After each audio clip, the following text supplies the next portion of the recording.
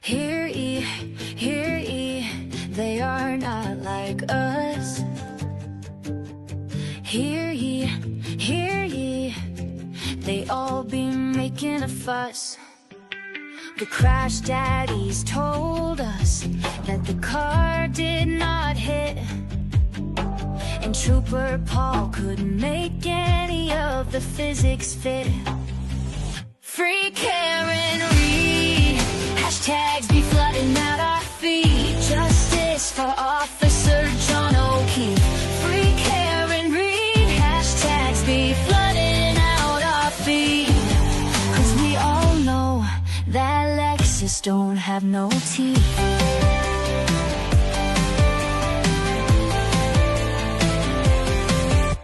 It's obvious that Colin A was in that basement, but the MSP never even took his statement.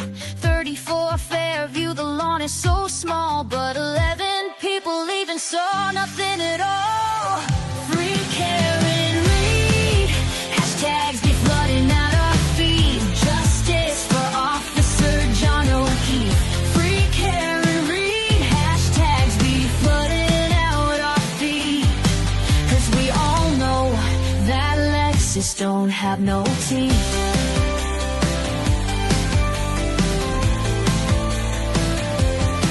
Adam Lally, he drones on and on and on.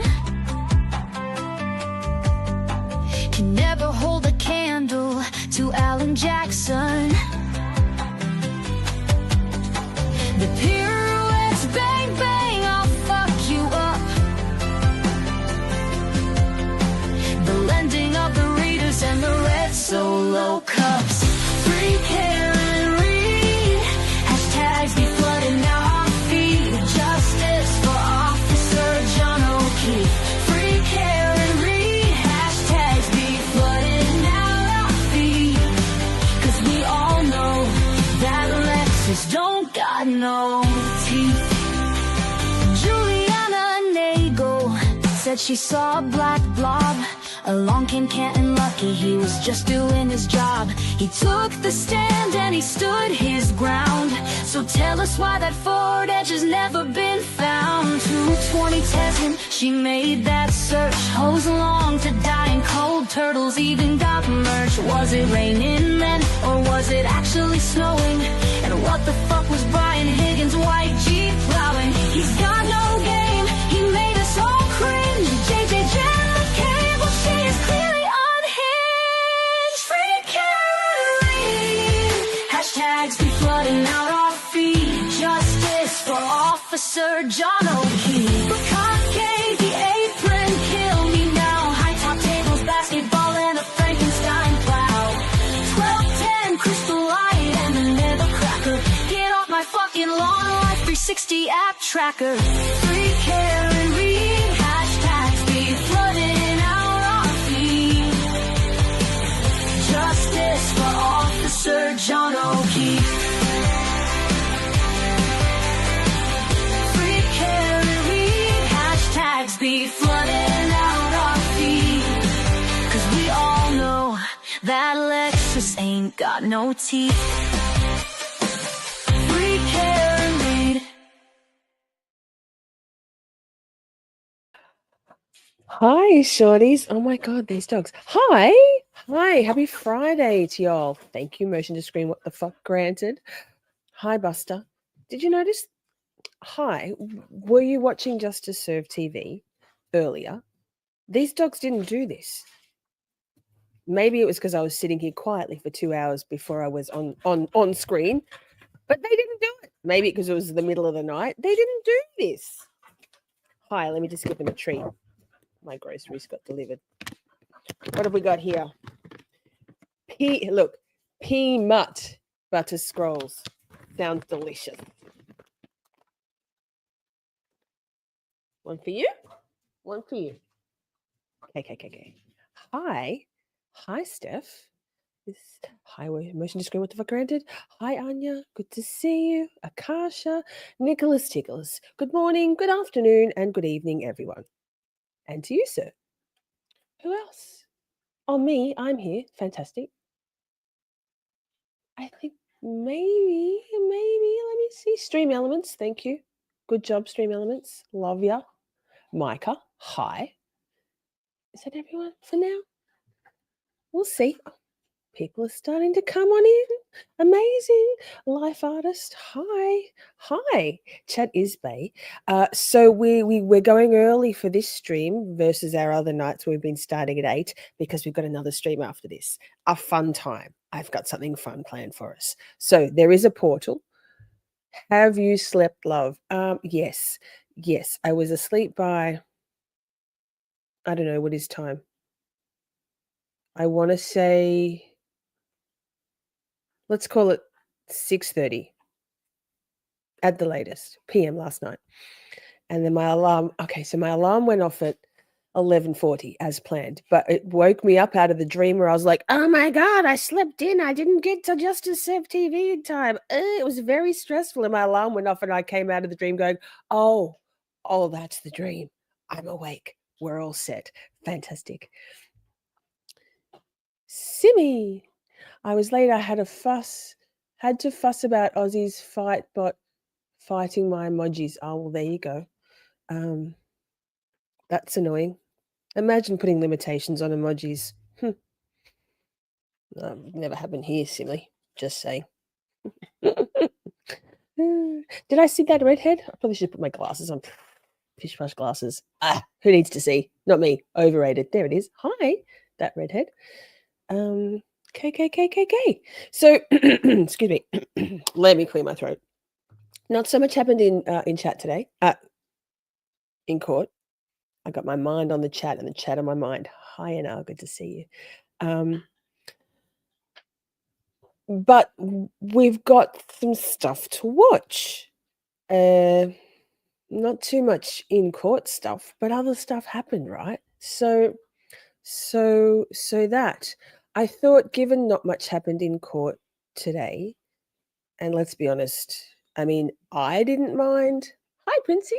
I didn't mind Mr. Fowler. But many people weren't thoroughly impressed by him. There was a little snooze-a-loozle going on there. Steph, thank you so much. So there's not really any point watching anything that he said. We'll watch Liza's cross, because yes,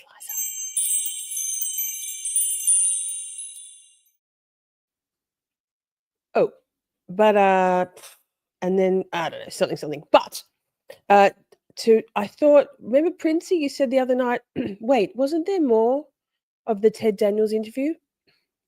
Well, I'm glad you asked. There's a part 2. So we're going to watch part 2. It's great. First things first. Hi, thanks for being here. Replay crew, thank you for coming along after the fact. See if you can stop by to chat next time. It's pretty fun here. Camp Shorty is pretty fun. Best chat on YouTube. If you would like to watch the live chat replay on your handheld device, all you need to do is tap on the comments tab. Sorry, wait. Swipe left on the comments tab and it will give you the option to watch the live chat replay instead. Easy peasy. Love you to leave a comment after the stream has ended. Maybe timestamp the stuff that stood out to you. Comment on the testimony. I don't know. Something. Chat is Bay. Wonder why I need to constantly clear my throat. I don't know. Maybe it's the vapes. Could be. Nicholas Ticklus. I need my glasses for this one. Thank you, sir. Here's to a great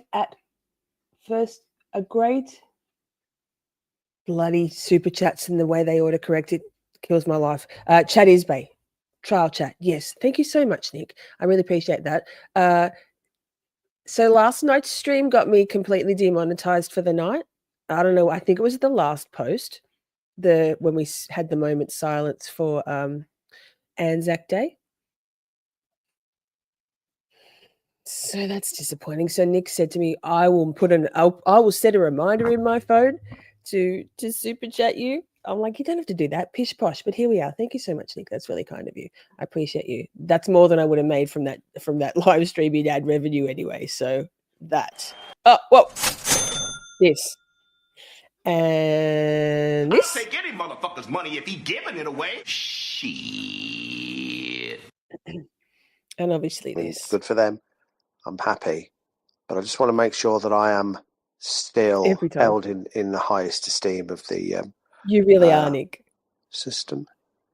It's not a deal breaker, but I'd like to know. Thank you. So good. Oh my God, every time. So good, Nick. I don't understand why it doesn't hit just as hard to everybody else as it did the very first time. Too funny. Thank you, Steph. You're such a sweet pea. Places, everybody. Shall we present screen? I don't know what we're going to start with. Every time, right? What the fuck? It's just like it literally brings tears to my eyes how delightful that that thing is. Okay. I cry easily, but so no, like, you know. Okay.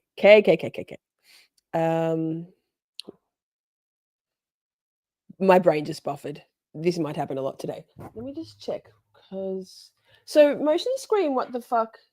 Granted, sent me a cute little recap from a young. Well, she's young to me. I mean, she probably is only 25. Maybe she's 27. Lass called Iced Coffee Mom. Hang on a sec. Let me put. She's got 115 subscribers. I was the 115th. So I would love, and this is cute. I'm gonna play her every time we do a recap. I'm going to. She's kind of cute. I like her recap. I feel a motherly vibe towards her because I'm old. And so wait, let me just put her link into the chat. Pause, walk and talk chat. Let me just get her channel because let's add 25 people to her subscribers, shall we? Because that's what we do here at Camp Shorty, isn't it? It really is. It really is. Rising sea, lift all ships. Go and give her a subscribe. I'll give you a minute. I'll give you a minute.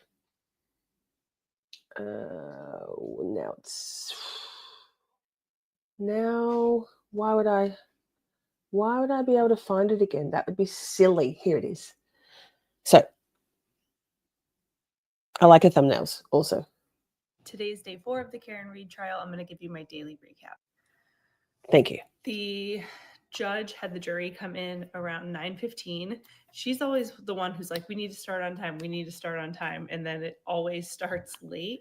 So I don't know what's going on. We are going to see that there's a major time management issue. Yesterday was a half day, and today is also a half day. Monday is going to be a half day too. So like we got to figure this out if we're going to move what's going on, things Bev? along. Today the jury had the view. Last trial, they took a bus with the attorneys and the court officers, and they went to 34 Fairview. And they got to view the front of the house. The attorneys do get to point out specific things that they want the jury to see in front of the house. And they also got to see Karen Read's vehicle. Last year, her vehicle was parked more in front of the driveway. And then this year, her car was parked more in front of the flagpole. So I'm wondering if that was strategically done. I'm guessing yes, because Same girl. if you believe that she did the 3-point turn and backed up and hit him into like the flagpole area, it would make sense to put the car over there. This is the picture of Karen Read's car in front of 34 Fairview. This is where it was parked today when the jury went over for the view. They're not able to ask questions. They're not able to talk about anything. Their only thing that I can see you, they are Nick. instructed Good work. to do is Thank stop and view. So they Hi, got Lisa. to Good see the you. rear of her car where the whole actual like encasement of the taillight has been taken off and is missing because they've done all kinds of testing on it. But this is what it looked like when they arrived. This is the front of the home. There are 2 front doors actually to the house at 34 Fairview. The white one that you see here is like the main front door, but that's not the door that all of the friends said that they used. In the middle of the house, closer to that left garage door, there's another 2 sets of doors over there. And they say that they use that door to come in and out of. It's not where she parked, is it? But I guarantee you they placed Karen's Lexus there purely to give the psychological connection between where Officer John O'Keefe's body was found, was placed, hi Buster, and Karen's car. Karen's car in the view, right next to where John's body was. It's just a psychological link. Very much strategic, very much by design. I'm going to get into some of your comments when this little video is finished. So I see some things. I see some things in chat I want to talk about. Of the Albert House. Once the What? jury comes back from the view with everybody on the bus, it's Josh about like 11:20 when they get started for the day Thanks for being of here. testimony. And the first witness is Dr. Cute girl. Fowler, and he is questioned by Adam Lally. So it was just lovely to see Adam Lally. It doing some was. questioning today. He is All right. a Pause, gorgeous lady. Her name's actually oh wait, it says something starting with a K. No, something. Her name's something. Her name's not Iced Coffee Mom, but anyway. One's in the chat. If you're like, oh, Lally, bless, Lally got to get back in there. It was tedious, but it was better than Hank Brennan. One's in the chat, if you agree. It says medical examiner here. He's a pathologist, and he pause. Mary Flynn, excellent. I'm so glad you're here. Thank God you're here. You won the Miss Shorty merch draw on Saturday night. It was you. So can you please go to the website and then go to hit the shop button and choose a t-shirt design or tank top design, color and size, and let me know. You can email me, or there's a contact us form on missshorty.com website, and email me and give me your postal details, and I'll get that sent out to you. Congratulations, by the way. We're doing another draw tomorrow night. Works at Good Samaritan Hospital, or he used to. He just started a new job within the last 6 months, but he's the one who went over the results for Karen Reed's blood test the morning of her psych evaluation. She was brought to Good Samaritan Hospital for that, and they have like a special psych wing, and part of the eval is that she gets her blood drawn. So that was done at 9:08 a.m. The results came in just before 10 a.m. The results were 93 milligrams per deciliter, which I believe is 0.09 BAC. And the cross exam is done by Miss Little. I put in my notes, it's a waste of time.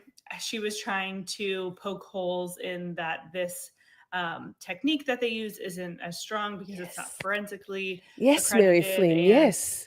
Honestly, Mary Flynn. If it's any of you. The jurors were taking when notes they win during a chicken this dinner part, I'm confused because there was nothing. It was literally a waste. The next witness is Jason Becker. He's an EMT firefighter in Canton. He was thanks, babe. We love her. We're going to watch her recaps every day. Well, I am, and you should subscribe. Iced Coffee Mom. So, but wait, let's discuss. We don't need to just watch stuff. Hi, Vixie. Good to see you. It was just a relief to get away from Brennan. Yes, I mean, I'm not sure why. It was a witness that he theoretically couldn't fuck up, but he didn't introduce what he was showing the witness into evidence. He didn't actually ask the witness how they came at those results for Karen's blood alcohol content. He asked other stuff and then skipped straight to what were the results. It doesn't matter. Karen didn't hit John in her car. No car hit John. Nick says the first trial was more than enough, Lally, for me.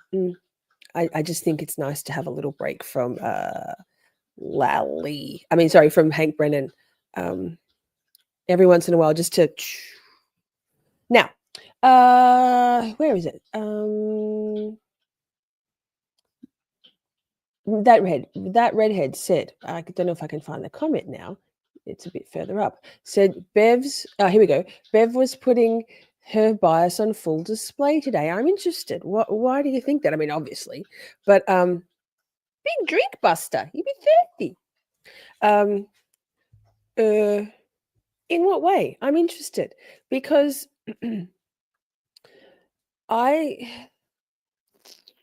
I didn't really see that. Maybe I wasn't paying attention.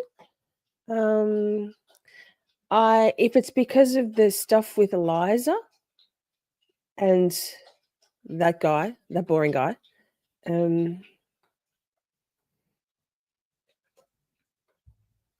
pause. Sorry, my brain got distracted. It happens all the time. Thank you. It was fun. That's my brain, like all the time, or just the cricket sound, like crickets. I'm like buffering.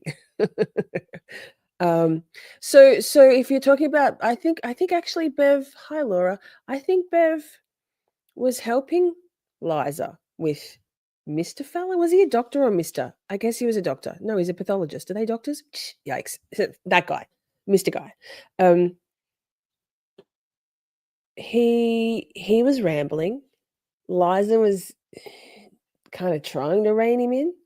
And I mean, once or twice, Bev said, "Just let him answer." And then Bev was like, "Yeah, no, it's not, it's unresponsive, unresponsive." So she helped to rein him in. It was nice for a minute. Exactly, Steve. Lally Bag was refreshing. How bad is that? Lol. Wild. Bev was letting Fowler Guy go off the rails. Well, she did a little bit, and then she reined him in. It was hard. He was like, slow your roll, sir. She was leading the witness. Hi, Lois. Who was? Bev? No, I disagree. Oh, with the firefighter. Very biased. Well, we can watch that. I don't know. I still believe Bev is mellowing towards the defense. Dr. Fowler, thank you. Hi, Dave T from Boston. And she let the EMT talk about Karen's conversation with the other MT that he overheard, so hearsay. Liza couldn't rein him in. I don't think any of us could. He was on a roll talking about his special interest. He was so excited to talk about that stuff. Us, not so excited to hear it. I hope that there's a medical person on the jury that was like, "This is fascinating. Tell me more about centrifuges,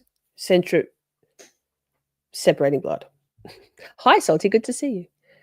I've always been under the impression that Bev likes Eliza. I think she does like Liza a little too. I think that Bev appreciates that Liza follows the rules, doesn't use hyperbole. She doesn't love the flashy of Alan Jackson. I think she probably likes it. Liza's a lady, a female, a woman. Bev has no patience for that kind of rambling. She was trying to get him just to give the damn answer. Yes. Hi, Debbie Blair. Good to see you. Bev did with the nice guy. Yes, that guy. Hi, friends. Hi, colours. So Bev loves Liza. I mean, we've all got a little bit of a soft spot. I don't think he's the guy that draws the blood. He's the guy that tests the blood. Am I right? That was the general impression I was able to extricate from his not succinct at all, kind of hard to follow testimony. Yes. Hi, James Lynch. It's not fascinating. I was being facetious. But to some people, that would have been fascinating. It was fascinating to Dr. Fowler. He loved it. He couldn't get it. He wanted to tell us more. He was like, "Thanks for coming to my TED Talk. Captive audience." Shouldn't have been. Let me tell you all about it. And we're all like, "Oh." I hate that man. I truly hate him. I was trying to chat was brutal in Justice Served TV. I'm like, yo, come on now. The world needs all kind of people. Where would the world be without people like Dr. Fowler? Less bored? Maybe. I'm not sure. So. But he was trying to make it sound like a phlebotomist are highly trained, so they could not have made a mistake. Actually, I heard him say they just need to have a high school education and some sort of training. I was like, oh, so that. Laura, I wasn't overly negative about it either. I was like, I mean, this is kind of cool. I like learning. Tell me more. But maybe with a bit more inflection in your voice. I don't know, a bit more like pizzazz.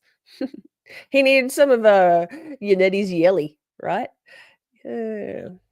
phlebotomist draw the blood. Yes, he was not the blood drawer. He was the guy doing the testing. He read the lab report. No, I think he was the pathologist. He was the one who. Wait. Yes, that. Do they just read I guess the blood is drawn, it's tested, and then he gets the results and analyzes the data? I don't know. Actually, what does he do? How do we not know? He was telling us it didn't stick.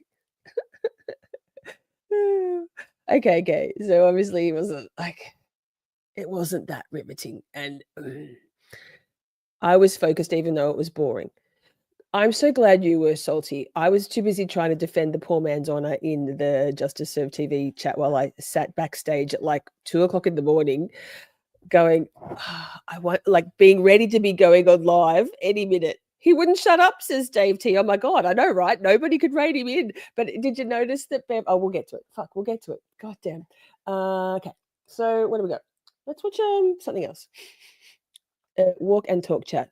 Here, I'm a professional. Not thank you, iced coffee mom. If you haven't, go and give her a subscribe. Like, she's got 116 subscribers. Cute. I love that. Let's make it more.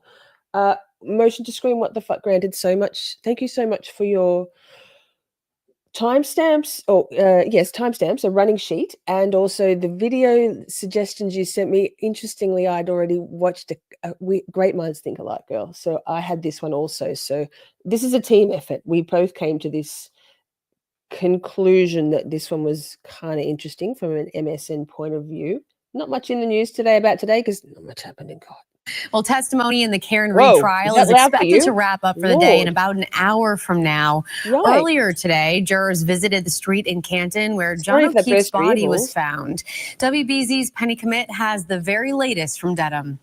So the view that we're going on is part of the case, and it means that the observations that you make there can be used and considered by you in your deliberations on this case. And with that, the 18-person jury was sent to the scene of the crime, 34 Fairview Road in Canton. Each side asked the jurors to pay close attention to different details during their visit. The state, where they claim John O'Keefe hit his head during the first trial. You'll see on this previous photograph is a little firm, concrete there. It comes up a little bit. I'd ask you just to note that. Meanwhile, the defense requested that the jury note the house, the second floor window to that house, the 3 front doors in the front of the house. I was just going for my daily walk, and I saw all this action, so I said, I think I'll stay here if they don't mind. Said, okay, you can stay here if you want. Decades-long neighbor of 34 Fairview, Jim Malver, says the trial has become the talk of the neighborhood. It's bad news. The 9 men and 9 women then viewed Karen Reed's car. Prosecutor Hank Brennan noting that the rear right taillight would look different as it was removed as part of the investigation. A note on the Lexus about the height of the bumper. I'd ask you to make note of the height from the right rear taillight. And we'll be asking you to take a good look at that Lexus. Just stand next to it. Just size it up. The jurors were not able to take notes, pictures, or conduct their own investigations while on the view. The judge said, quote, your job is to simply stop and look. This is the only time they're going to be visiting the scene during the trial. In Dedham, I'm Penny Commit, WBZ News. And we will be streaming the Karen. We won't be watching. Oh, well, I won't be watching with you. She did have beautiful hair, that newscaster. Beautiful, thick, auburn, lovely hair. How very Anne of Green Gables of her. Now, interesting. I hadn't thought about it like this, but Andrea Burkhart was saying, I didn't watch much of her stuff today, but a little bit. She was saying, if obviously the defense has no say in this, but had the defense had a say in when that view at 34 Fairview and of Karen's Lexus had been their choice, the timing of which, that probably the best time to put it would have been in between after the Commonwealth had rested their case and before the defense started their case. Wouldn't that be impactful? So you've heard all this bullshit. Now let's go to the scene and see, well, the scene of where Body's John was placed, right? That would be great. Sadly, like imagine the defense pitching that to Bev. She would have been like, yeah, nah. She would have ruled from the bench on that one. Choose your battles, defense. Vic's Logic says it's becoming even more obvious how biased Auntie Bev is. Hate the way she bullies out Liza. So I don't get bullying from Liza on Liza at all. I think out of anyone, she likes Liza the most. What do you all think, chat? Nick, I will do another poll. I will. It takes it needs a bit of a longer running clip for me to get there and do it. Gerda, hi from South Africa. Hi from Melbourne in Australia, the southern end of Australia. Good to see you. Let me keep scrolling. Diane G, good to see you. Yes. Thank you all for being here.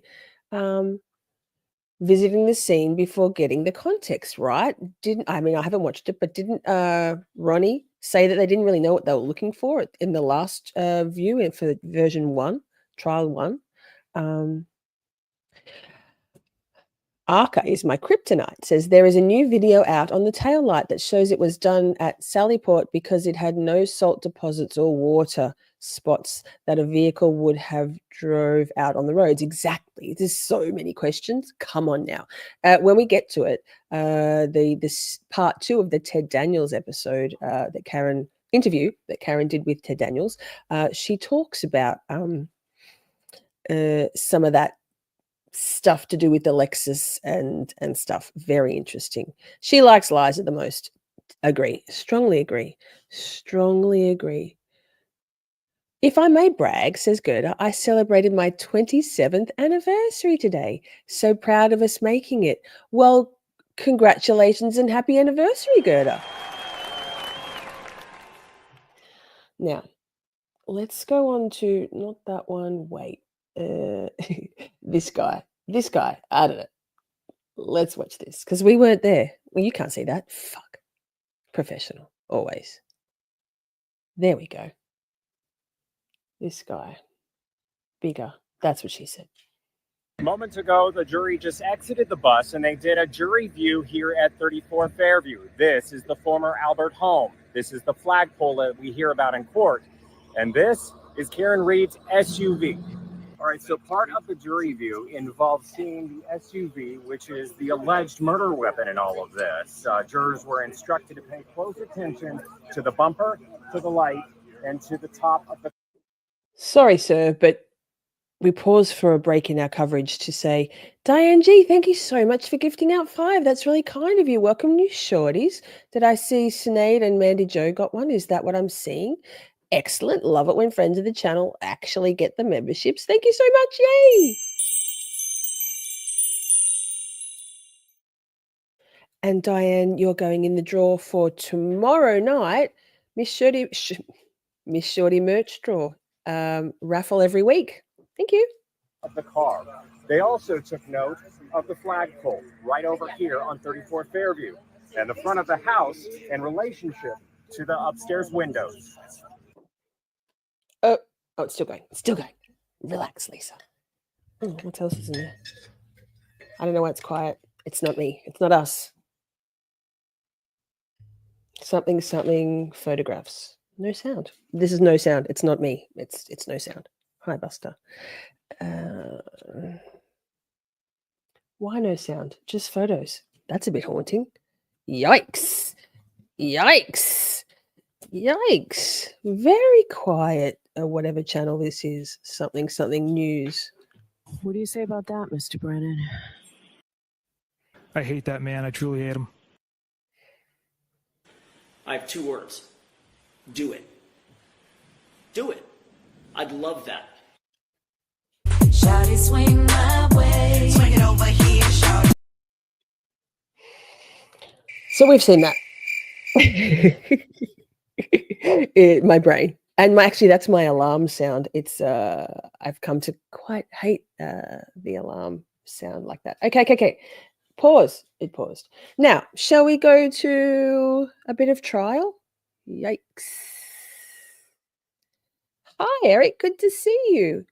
Don't forget, everybody, to hit the like. And there's a poll there. I'm going to do another poll that was just a very self-serving little promo of my guest co-host spot on Justice Serve TV earlier today. Sidebar, that episode is their highest number of views already for the whole of the trial thus far, like 6,000 something. Haters gonna hate. People rage watching Miss Shorty it rocks my world. Whatever happens, whatever gets the views, that's cool too. Okay, so we're gonna go straight to Liza's cross of this guy, because obviously chat's keen. We want to hear it again, perhaps because we were lulled into some sort of sleepy state earlier. Let's do it, chat. Oh, where is it? There we go. Good afternoon, Dr. Fowler. Oh, good afternoon. Oh, the queuing. The Good Samaritan lab is a clinical lab, not a forensic lab. Is that right? Correct.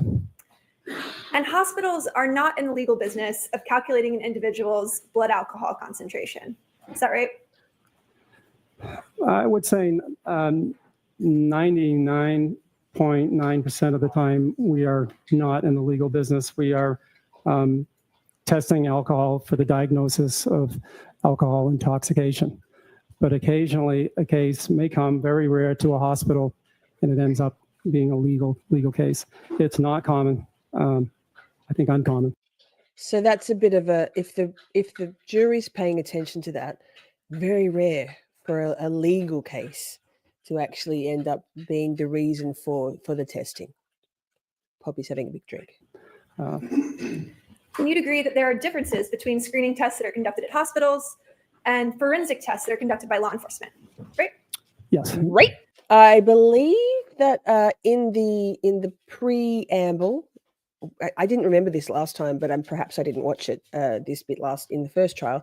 Hi, Poppy. Both Hank Brennan and David and Eddie this time were able to give the jury some pointers before they left the court to go and look at 34 Fairview, etc. And I think that Hanky definitely, if I recall correctly, definitely told them keep an eye out for the fire hydrant and the flagpole. That's where John was found, and they've seen some of the body cam footage or the dash cam footage. So body cam, lol, frittery, as if we need body cam in Canton. So, but that's what I'm saying. I don't know how much they can pull it all together, what they were looking at just yet this early in the trial. The purpose of testing in a clinical setting is to assist in the diagnosis and treatment of a patient, right? Correct. What? And physicians need to analyze blood quickly. They need to see get the results so they can see what's in a patient's system and then effectively and efficiently treat that patient, right? Correct. Whereas in a forensic setting, tests for blood alcohol concentration are designed to produce results that are reliable and credible for use in court, correct? Correct. You testified earlier today that your lab is accredited by CAP, which is the College of American Pathologists. Do you recall that testimony? Yes, I do. But CAP... Yes, Eric, we've watched that already here in Camp Shorty a couple of times. It's amazing, isn't it? It's an amazing video. The AI is clever. I'm not sure how much I love the song, although it got in my head and stuck there for a while, but it's very clever. CAP is a clinical laboratory accreditation, not a forensic accreditation, right? We don't have the forensic accreditation for Good Samaritan. In fact, Good Samaritan has never been investigated or accredited by any forensic accreditation team to ensure that you perform all of your tests with the integrity necessary to support results in court, right? We've never had the forensic accreditation, but we have very good. Boring. Good thinking. Eric, watch this chat.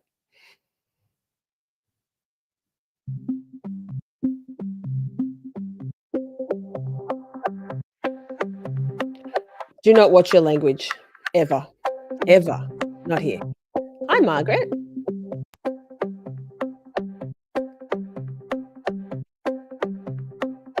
Won't find a fingerprint, how dare you? How dare you? Won't find one drop of spit, how dare you? How dare you? There's no evidence here, how dare you? How dare you? But the truth falls on a deaf ear. I'm innocent, how dare you? Magnificent, how dare you? Your accusations are not based in reality, and I deserve much better than your That's the link to this. When you die, you will see what a monster Wait. Is my love not enough? Can't you just be happy in this love? Why you gotta make it so rough when we've been blessed with this gift from above? How dare you? How dare you? How dare you? How dare you? Won't find one drop of spit. How dare you? How dare you? There's no evidence here. How dare you? Colors. Go easy, colors. Truth falls on a deaf ear.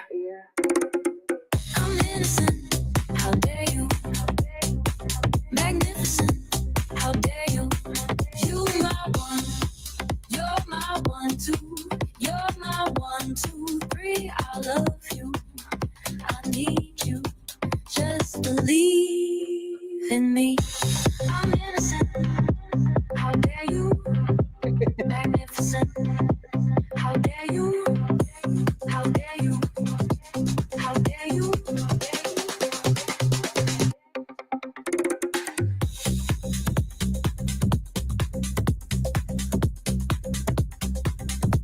How dare you? Is my love not enough? I love this bit. Can't you just be happy in this love? Yeah, Nettie. Why you gotta make it so rough when we've been blessed with this gift from above? How dare you? How dare you? Lally. How dare you? How dare you? Won't find one drop of spit. How dare you? How dare you? There's no evidence here. How dare you? How dare you? You unhid her. She's all good. Fear. I'm innocent. I'm innocent. How dare you? Magnificent. How dare you? Stop this judgment. How dare you? I'm heaven sent. How dare you? You're my 1. You're my 1, 2. You're my 1, 2, 3. I love you. I need you. Just believe in me. I'm innocent. How dare you? Magnificent. 40 minutes. How dare you? Stop this judgment. How dare you? I'm heaven sent. How dare you? How dare you?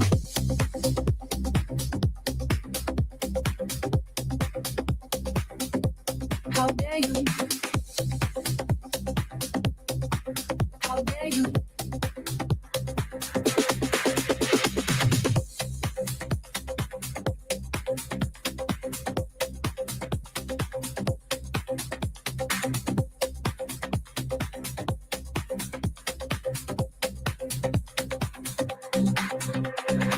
I'm innocent.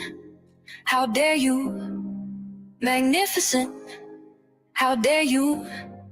Get yourself right, 'cause I absolutely don't deserve this. And I've put up with it for way too long. Better wise up, straight up. Get it together, wise up. Oh, I was going to play my song next. Great choice. YouTube. Wow, great choice. Now, where were we? Here. This guy. God, this is a bit of a come down. What an amazing job, right? Very clever. I'll drop the link to the chat in the chat for that again if you want to watch it. It's very mesmerizingly clever. Share this tab instead. Why you do this to me? YouTube's why you do this to me? Share this tab instead. There it is. Oh, good. Thank God this guy's back. Yikes. Good quality lab results, which I could go into. Hi, Kathy. Hi, Candy. But you've never been accredited by a forensic accreditation team, right? Nope. And the lab at Good Samaritan has never been accredited by the ANSI, which is the National Accreditation Board known as ANAB. Are you familiar with that organization? Jay. No. Are you aware that ANAB is the forensic accreditation body that in the United States that ensures that laboratories' procedures meet the minimum standards necessary to ensure results are reliable and credible for use in court? Wow, Liza talks faster, 1.35x speed. Now, the most reliable method of forensic ethanol testing is called headspace gas chromatography, or HSGC. Are you familiar with that process? Yes. And HSGC is the method that's used by forensic labs to test for blood alcohol content, right? Correct. And that's because forensic tests require the testing of whole blood for the presence of alcohol, right? Correct. Mic drop. Can you briefly, just for the jury, describe sort of the difference between a whole blood test and a serum test? Sure.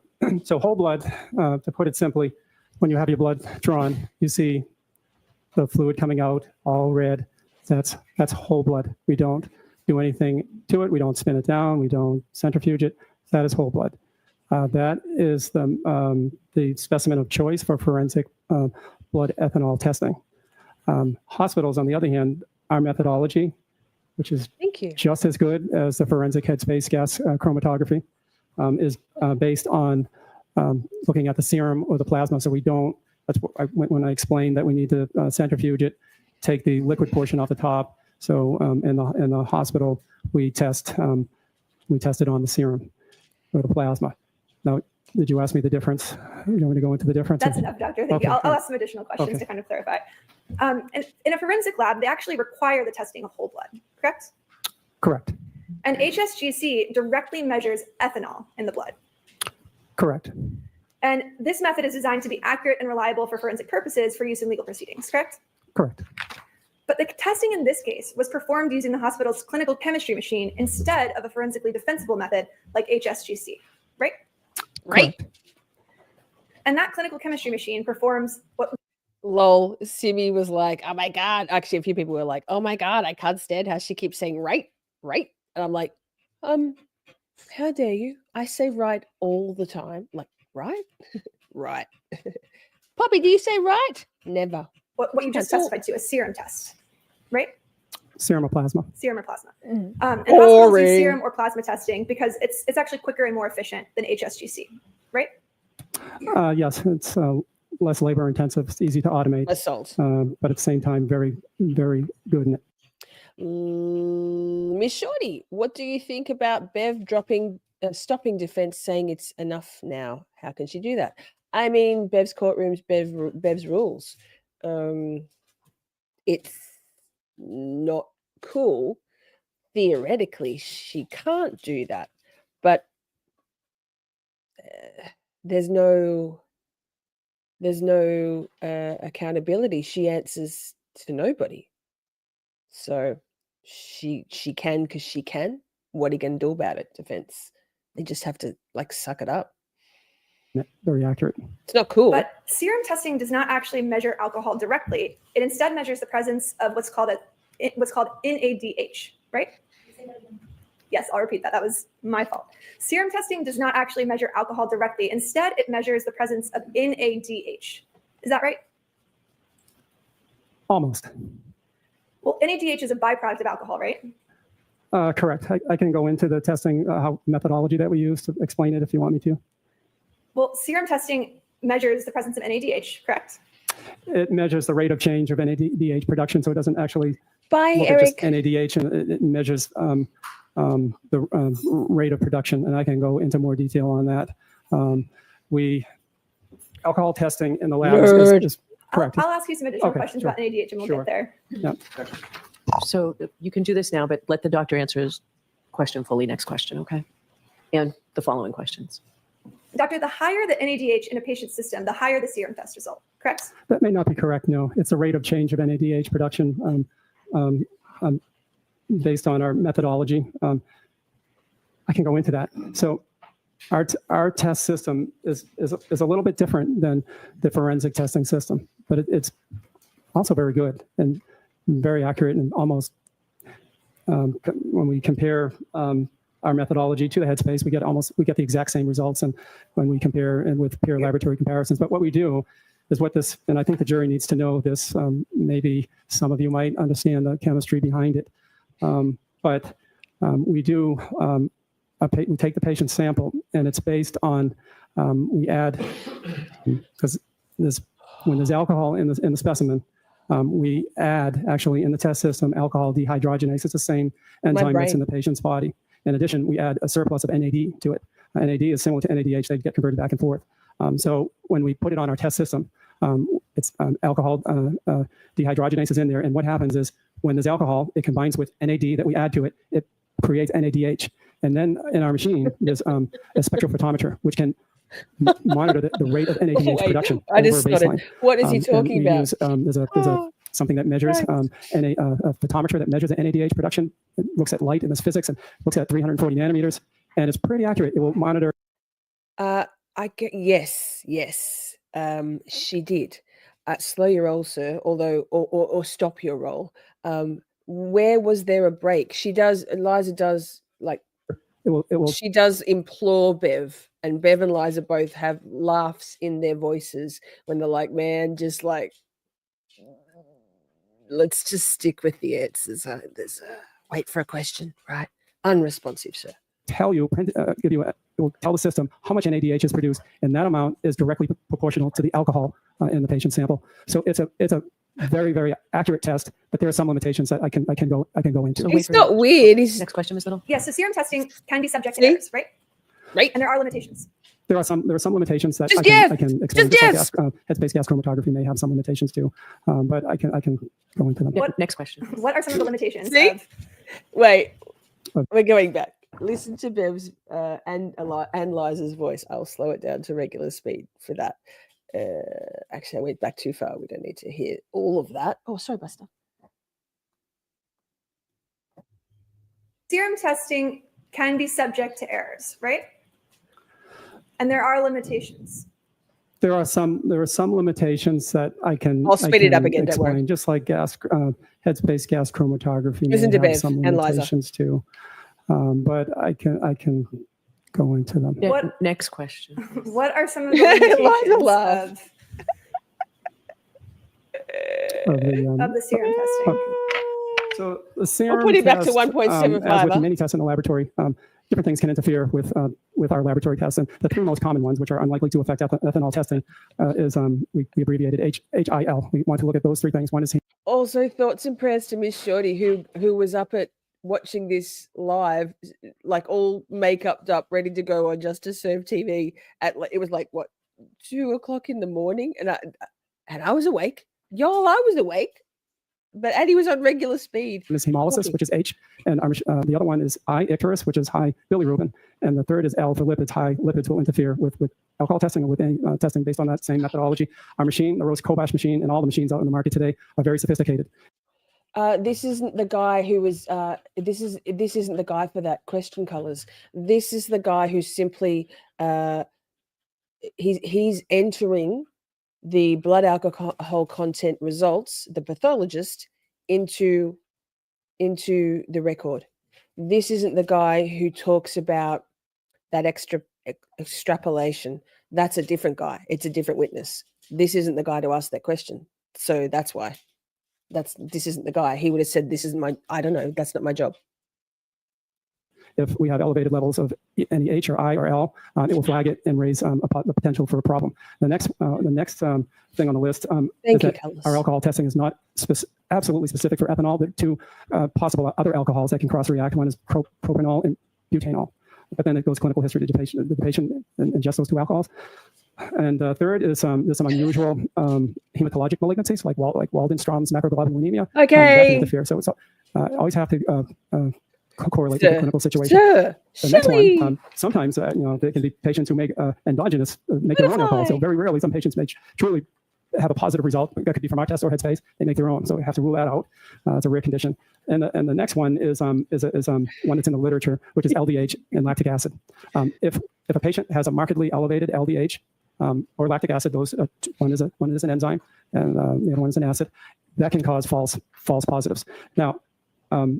If I can stop you there, Doctor. I think those are the four that you identified, the four limitations: the lactic acid, the Thank you, Holly. If I could Go ahead and ask your next question. If I could ask you a few more questions about LDH and lactic acid. I love that they're laughing. Of the medical literature establishing the presence of LDH and lactic acid can lead to falsely elevated serum readings, correct? So Bev and Liza both are like, bless, this guy loves this shit so much. It's not, we don't need all of that. We don't need all of this, but you can hear the smile in both their voice. Like they're like, man, this is his special interest. Just tell us all about it, sir.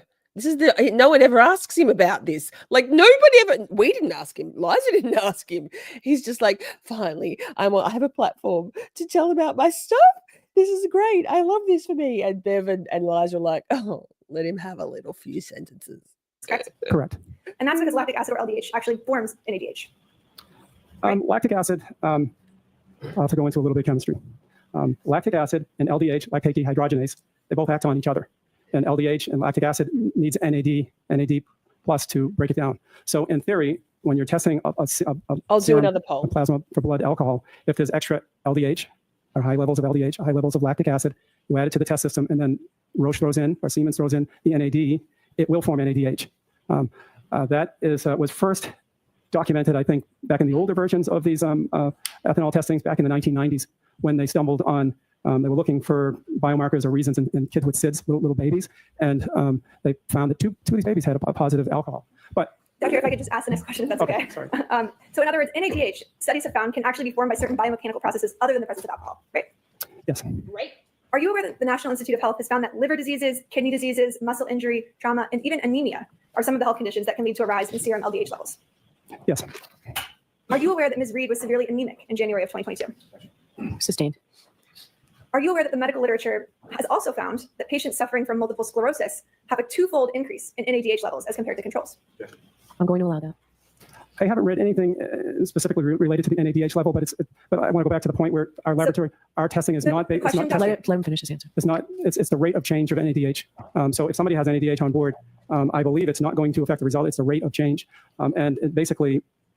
There's a poll, chat. Vote. Back to the anemia. I haven't read all the options before you vote. That was stricken. That was okay. It all goes back to the lactic acid and the LDH. The NADH doesn't matter. So looking at multiple sclerosis. Some of the objections were quiet here because it was Lally. So he may have been looking at Bev, and we may have missed an objection. And Bev did say it's stricken. So I don't think he was looking at Bev for guidance. I think he was looking at Bev because we missed the objection. They were very quiet from Lally. There was no objection. So that could be it.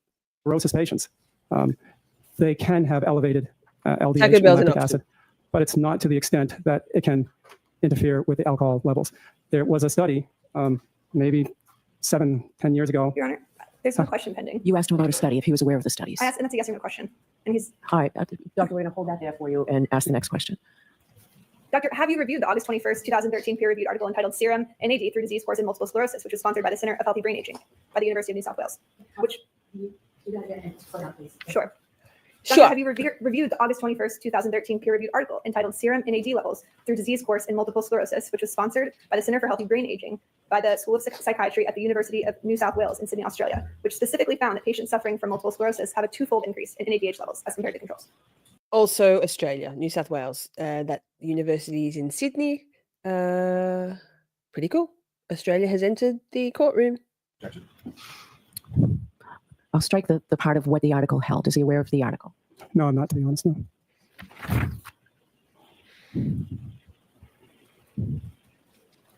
Dr. Fowler, did you consider Ms. Reed's anemia and multiple sclerosis condition when you conducted the alcohol test on January 29th, 2022? No, we don't. No. And again, serum tests like the ones conducted in this case don't test for ethanol. They only test for NADH, right? We test for the rate of change of NADH production. And Doctor, you did a number of other tests on Ms. Reed on January 29th, 2022. You tested for additional drugs, not just alcohol, correct? Correct. And all of those results were negative. Correct. Thank you. No further questions. Okay.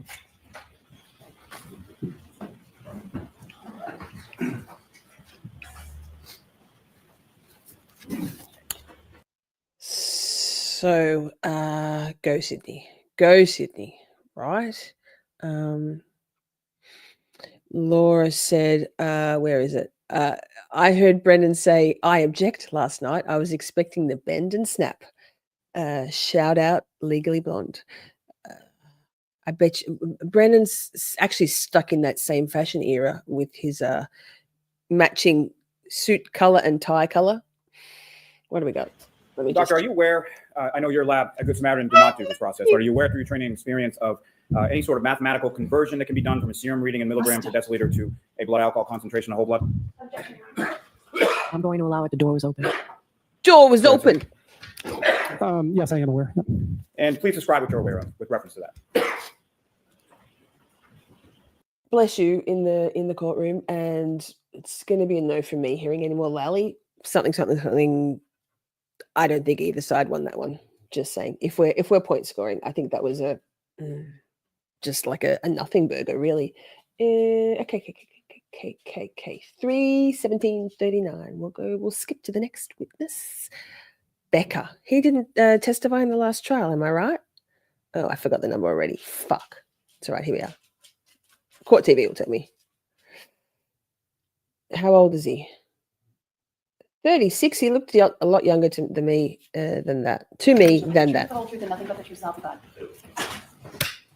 Good afternoon, sir. All right. Thank you, Your Honor. Good afternoon, sir. Good afternoon. Could you please introduce yourself to the jury? My name is Jason Becker.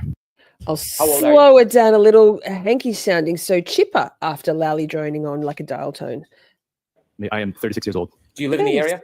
I do. I live in Canton. Tell us a little bit about your education. My education, high school. Boy looks tired.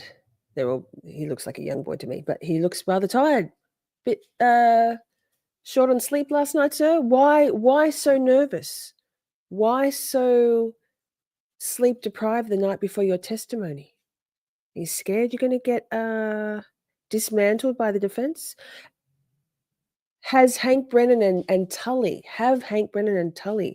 instilled the fear of God in you like they seem to have for every witness, that there's something to be terrified of here? Just tell the truth. Oh, wait. My bad. Cool. And college UMass. And I went to EMT school a little over 10 years ago and paramedic school. Tell me a little bit about EMT school. How old were you when you started EMT school?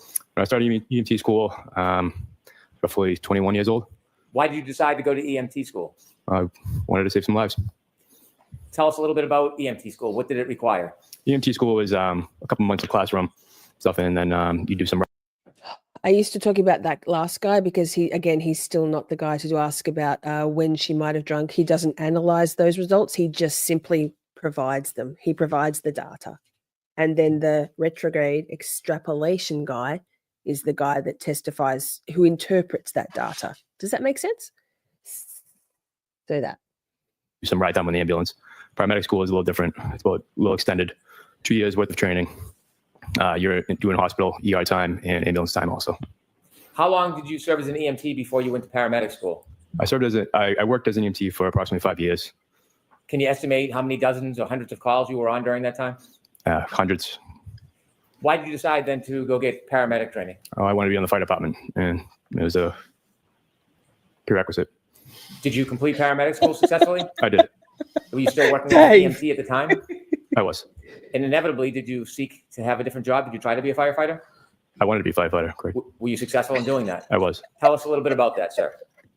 On the Canton Fire Department. Chat is on the Canton Fire Department, and then they send you to the fire. Chat is Fire Academy, where you train to be a firefighter. So you had EMT training, paramedic training, and then firefighter training. That's correct. On the Canton Police Department, did you serve dual roles as a paramedic and as a Say firefighter? whatever you want, Jay. Fire department? Yes. Yes, sir. Yes, sir. Firefighter and as a paramedic. You served as a firefighter and a paramedic. Correct. In the Canton Fire Department, does it have more than one station? There is. There's two. Is there one station that's larger or smaller than the other? Station 1 is the headquarters, which is larger. Simi, yes, he's way too nervous to be just some EMT at the scene. Something is off. They're all getting prepped by Tully and Brennan and Lally and the McLaughlin chick. What's her name? I always want to say Sarah, but that's not her. I mean, I guess it would be nerve-wracking to know that the entire world will be watching. This is 2.0, so they know. He also is a Canton resident. I wonder if, I wonder what his connections are with, certain townies, friends of the channel, the McAlberts. I wonder whether Brennan and I speculate that Brennan and Tully are prepping their witnesses with some grave concerns, putting a lot of pressure on them to say and do exactly the right thing, and also at the same time saying you're going to get ripped to shreds by the defense. So that. Had you ever spent time at Station 1 as a firefighter or a paramedic? Oh, yeah, we rotate to both stations. I want you to take us back to January 29th, 2022. Were you working? Sorry, Hank. Evening? Oh, sorry, Hank and Becker. Becker. Small dick, long balls. Wait, what? Joe Schmo says, Stephanie blah, blah, blah. I think you have the best name on YouTube. I may change mine to Joe blah, blah, blah. Took me so long to say it, and I still can't really say it very often. She actually says blah, blah, blah, often in her voice notes. Not often, but it's an apt name. Stephanie, not Steph. Apparently, we don't like Steph. Oh, yikes. Shame. What station were you assigned to? Canton Station 2. Canton Fire Station 2? Correct. And that's the smaller of the two stations? It is. Nothing Were you working with anybody at Fire Station 2 that night? My ambulance partner at the time was firefighter Dan Whitley. Was there anybody else who was working at Fire Station 2 in addition to you and Dan Whitley? Correct. There was an engine company with 3 guys on it. I am not a assigned gamer. to the engine, correct. Were you and Dan Whitley assigned as partners for the day, the week? Correct. Yes, we were. Which was it, the day or the week, sir? The week. So for the entire week, you're partners with a person, and does that rotate on other assignments? It does. It rotates. So on this particular week, you were assigned as Could partners be, with Shelley. Dan Whitley. Good thinking. What were your roles between the two of you? Well, at the time, he was my preceptor. I was a new paramedic at the time. So I was... Yes, Shelley, could be. Shelley says if he's working the night shift, maybe he didn't sleep and had to come in to testify before sleep. Dude looks rough. Yes, that could be. However, even Dave Camerano was very beside himself, and I don't think it was necessarily all to do with the trauma of having to relive things. I think they've all got a bit of confirmation bias. The friends of John O'Keefe have reinforced that them in their belief. I don't know if Mike thinks this, but let's just assume he does, that Karen did this. But it's a theme throughout. They're all on edge. All of the witnesses so far have been on edge, even the ones who don't seem like they necessarily should be. But that's a really good point, Shelley. Was more or less the lead tech on all the calls as part of my training. And Dan's been a paramedic for a long time. So he was there to teach me. So could be a new dad. Would he be the Good lead on the thinking. call and Good he would thinking. help you? I would be the lead. You would be the lead. Correct. Did you get a call that early morning hours of January 29, 2022? We did. What was the call assigned for? It was a call for Section 12 psych eval. Very briefly, can you tell us what a Section 12 is? Sure. It's a transportation order filled out by police, doctor, basically for us on the ambulance that we have to take the patient, whether voluntarily or involuntarily, because they're a threat to themselves or someone else. Steph, facts. When you Rookie received era. the call for a Section 12, were you aware that there were other calls that Fire Station 1 had responded to that morning? We were aware. You can hear the calls going out each station. Were you or Dan Whitley any part of that earlier call that Fire Station 1 responded to before you got the call for the Section 12? We were not. So your efforts were after? We were after, correct. After you got the call to respond to a Section 12, did you head towards Fairview Road? We did. Nose bees. Tell us a little bit about the trip to Fairview Road. It was a little extended because of the weather conditions at the time. Snowing heavily, windy, low visibility. How long did it take to get from Fire Station 2 to Fairview Road? Approximately 8 to 10 minutes. Who drove? Firefighter Whitley. Now, on the way to Fairview Road, do you sit in the front of the Fairview. ambulance? We do. Fairview. Take us to when you arrived to Fairview Road. What do you see? You see a bunch of police lights. Canton Engine 3 was already on scene, so we parked behind them. Did you have it, without talking about what you spoke about, did you have a chance to speak to anybody at the scene? We briefly spoke to the Canton police, and they briefed us and sent us to it. I don't think there was shade on gamers. I think it was more the vibe of, quite often gamers can spend a lot of time indoors. He looks a little indoorsy. No shade. No shade. Gamers unite. I'm not a gamer, but you all can game. No shade. To where the defendant was at the time. Why do you have a conversation with other first responders at the scene before you do anything? Just, they're making sure the scene is safe to begin with, and they're on scene first, so they have a little more info than what our dispatch would have. After you had that debriefing with colleagues, were you directed to approach any certain person? I was. Mary Flynn, Kevin McAlbert's nephew, is in the fire department in Canton. Well, there you go. There you go. Did you go? I went to the defendant who was sitting in a black SUV type car. Were there other persons inside the car with the defendant? From my understanding, there was one person in the driver's seat. And what seat was the defendant in? She was in the front passenger seat. Did you have a chance to speak to her? I did. And the person you spoke to who's in the passenger seat of that car, do you see that person in court today? I do. Could you point out and describe an article of clothing, please? Miss Reed right there, she's in the blue, navy blue. How long was your conversation with the defendant while she was still... Joe Schmo, good point. Lack of sleep doesn't cause one to break out in a sweat on the witness stand. He has got a very definite sheen of sweat there, right? And he starts to, when they go to a sidebar, he starts to pull at his collar, which is already like really loose. So Joe Schmo, great awareness. Still seated inside the vehicle? Approximately 5 to 8 minutes. At some point, did you and the defendant move to another location? We did. Where did you go? So we went back to the ambulance. After having a conversation with her, was she cooperative going back to the ambulance with you? She was. And did you ask her to be seated in the ambulance? I did. Was she cooperative with that as well? Chad, it's clearly Friday. You all are feral tonight, and I love it. I love it. I love it. You all are feral to the nth degree, and I wouldn't have it any other way. I have 2 words. Do it. Do it. I'd love that. She was. After she was seated in the ambulance. Always a Friday vibe. Did you close the doors and get in? We did. When you say we, who was with you? Me and firefighter Whitley. So you and firefighter Whitley were in the back of the ambulance with Miss Reed. Who was going to drive the ambulance? Firefighter Sam Park. Where did he come from? He was on the fire engine that was already on scene.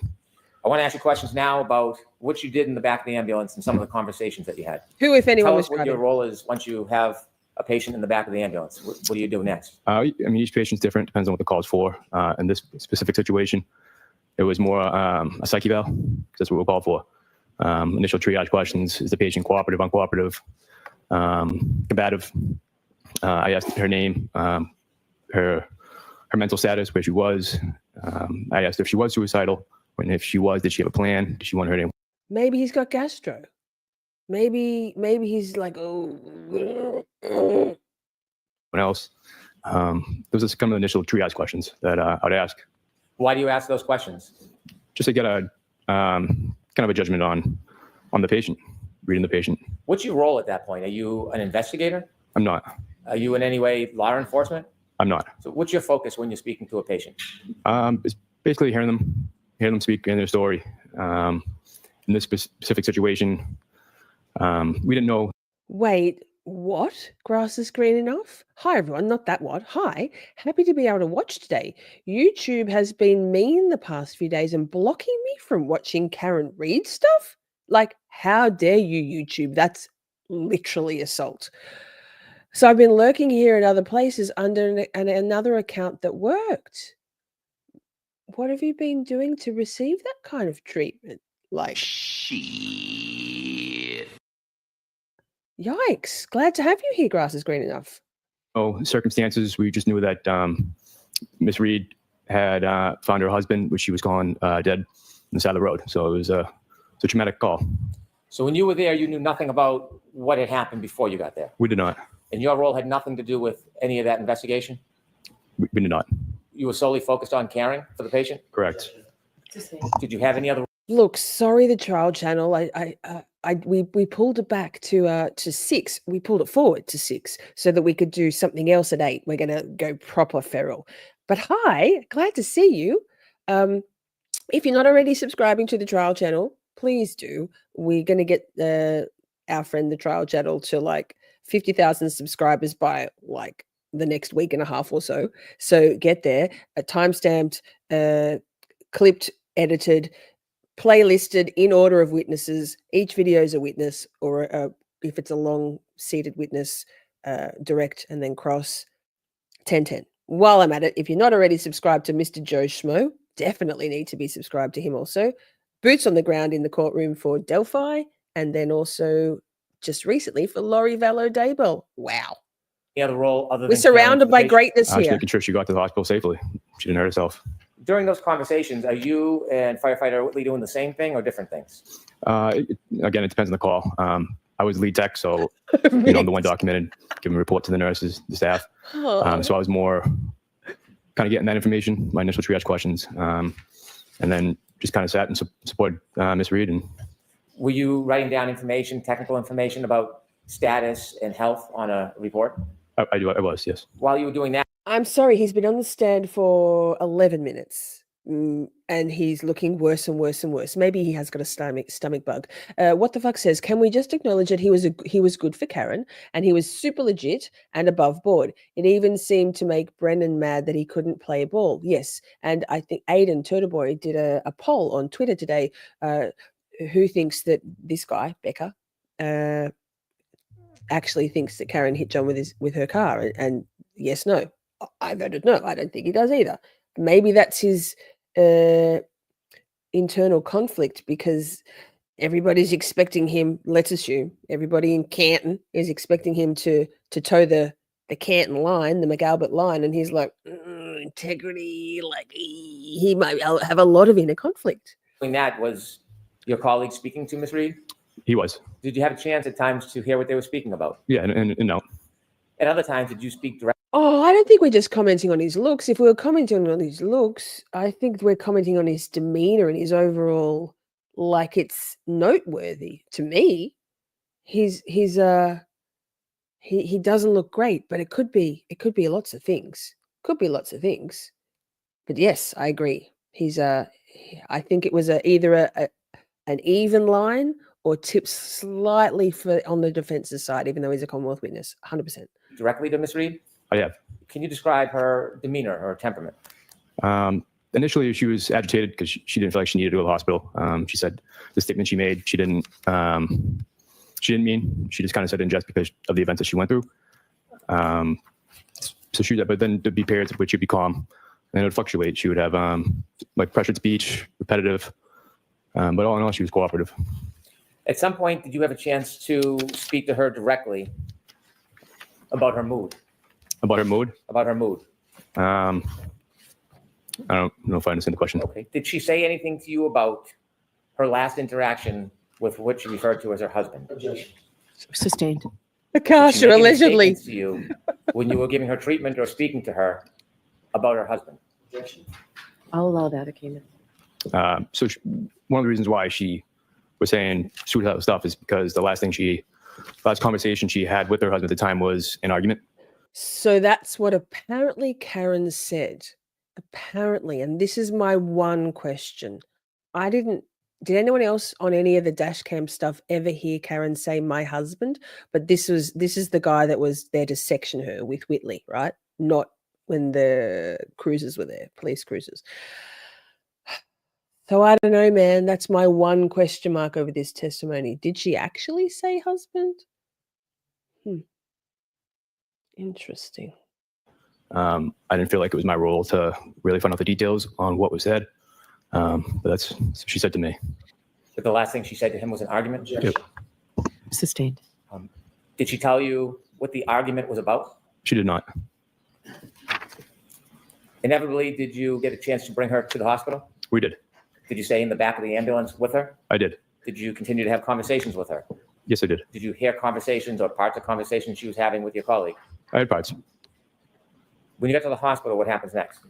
So we brought Miss Reed into the hospital, registered her, bring it to the psychiatric section. Thank you. I have no further questions. Okay. Mr. Jackson? Thank you.